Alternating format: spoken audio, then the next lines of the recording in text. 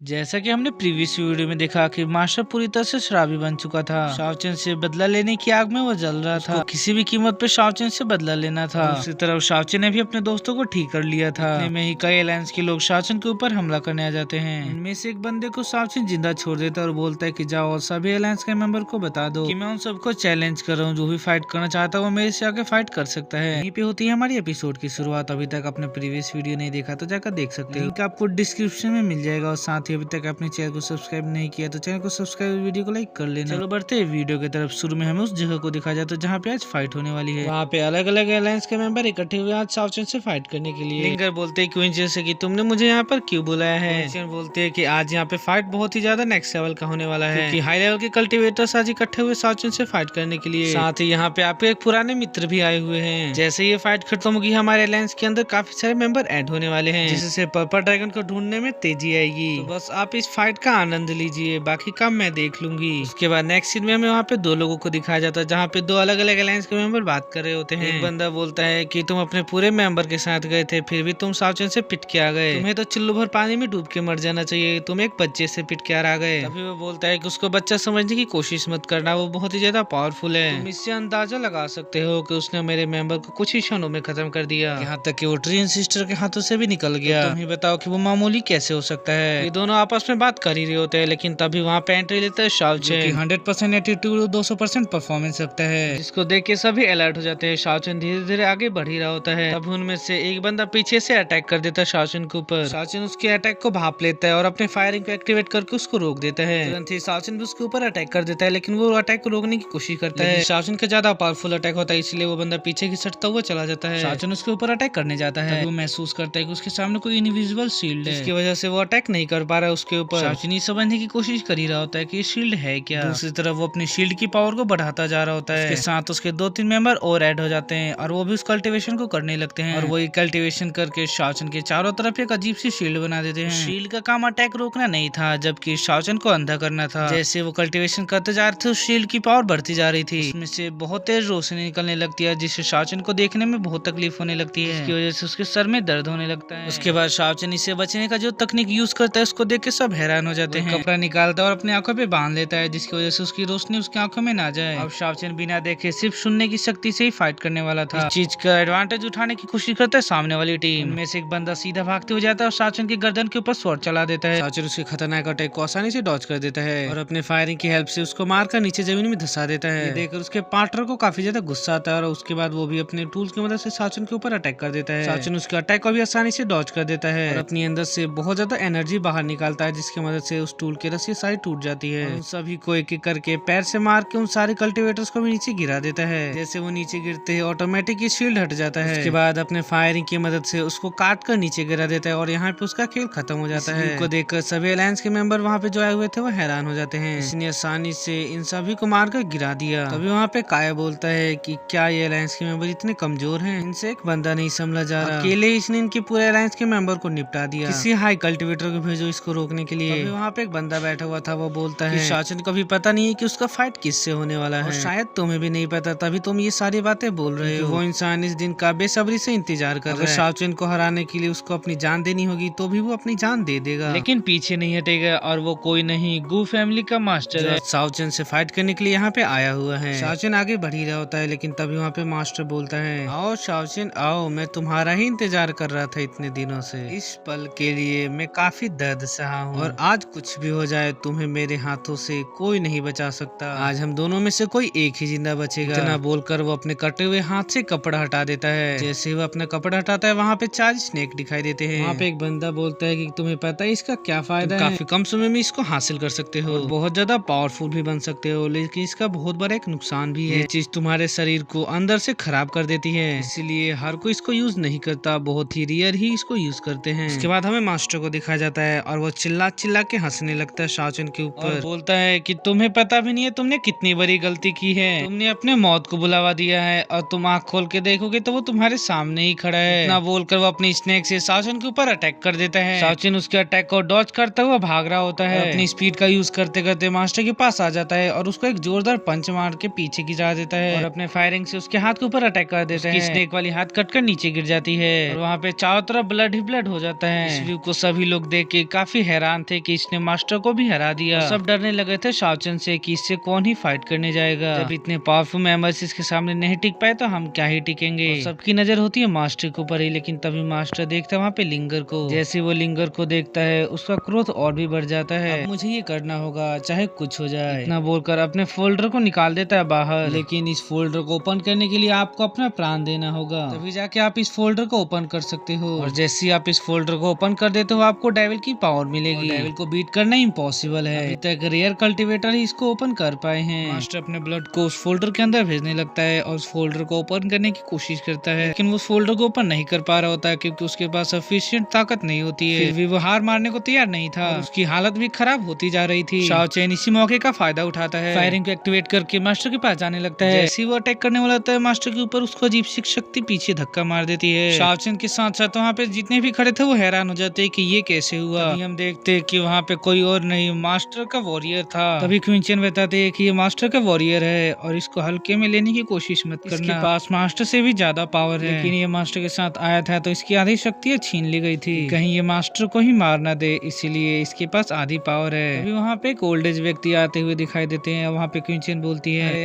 आप यहाँ पे किस लिए आए हैं। तभी वो बोलता है कि मैं ये फाइट देखने आया हूँ, फैमिली को बहुत नाज है मास्टर के ऊपर, इसलिए इसका फाइट देखने आया हूँ। अगले सीन में हमें वॉरियर को दिखाया जाता है जो बोलता है कि मास्टर अब इसको छोड़ दीजिए, पूरी तरह से कमजोर हो चुके हैं, इसको ओपन करना बंद कीजिए, यहाँ से चलते हैं। मास्टर रुक जाइए, इसको बंद कीजिए, लेकिन मास्टर मानने को तैयार नहीं था। वॉरियर अभी भी चिल्ला रहा था कि मास्टर रुक जाइए प्लीज, मेरी बात मानिए। उसके बाद बोलता है कि ठीक है मैं समझ गया, अब मेरे पास एक ही ऑप्शन है। और उस फोल्डर को खोलने के लिए और अपनी प्राण देने के लिए वो तैयार हो जाता है, अपने शक्तियों को एक्टिवेट कर लेता है और मास्टर से पहले हवा में जाने लगता है और बोलता है कि आप बताइएगा उनको जाके कि मैंने आपके लिए प्राण दे दिए अपने, और मेरा नाम सालों सालों तक लिया जाएगा वफादारी के लिए। इतना बोलकर वो फोल्डर को एक्टिवेट कर देता है। उसके बाद आसमान में बिजली कड़कने लग जाती है और एक पोर्टल खुल जाता है जिसके अंदर से इंसानी खोपड़ी बाहर आने लग जाती है चारों तरफ से, और एक बहुत बड़ी खोपड़ी नीचे से निकलती है। स्केलेटन सर नीचे से मुंह खोलता हुआ बाहर निकलता है, मास्टर को अपने मुंह के अंदर खा लेता है और जैसे ही वो खाता है बहुत तेज रोशनी निकलती है और उस रोशनी की वजह से मास्टर बहुत तेज चिल्लाने लगता है। और अगले सीन में दिखाया जाता है जो बोल रहा होता है कि मेरा नाम लीजिएगा मास्टर, मैंने अपने प्राण दिए हैं आपके लिए। आसमान में अचानक से बिजली कड़कने लगती है और वो बिजली सीधा गिरती है वॉरियर के ऊपर और वॉरियर का शरीर फट के टुकड़ों में बिखर जाता है। वहीं दूसरी तरफ में मास्टर को दिखाया जाता है जहाँ पे उसको डेविल की पावर मिल चुकी है और वो पूरी तरह से डेविल में बदल चुका है, उसके बड़े बड़े दांत आ चुके हैं और पतली शरीर हो चुकी है। वो हंसने लगता है अब तुझे कौन बचाएगा शाओ चैन, इतना बोल कर उसके ऊपर अटैक कर देता है। शाओ चैन अपने फायरिंग से रोकने की कोशिश करता है लेकिन वो पीछे घिसटता हुआ चला जाता है। मास्टर बोलता है मौत को सामने देख के घबरा तो नहीं रहा ना तू, आज जाके मेरा बदला तेरे से पूरा होगा। उसके बाद वो स्लैश अटैक कर देता है शाओ चैन के ऊपर। शाओ चैन अपने फायरिंग से फिर से रोकने की कोशिश करता है, फिर से वो पीछे घिसटता हुआ चला जाता है। उसके बाद वो स्लैश पे अटैक करे जा रहा था। शाओ चैन उसके अटैक को डॉज करते हुए भाग रहा था अपनी स्पीड को यूज करके, ले अटैक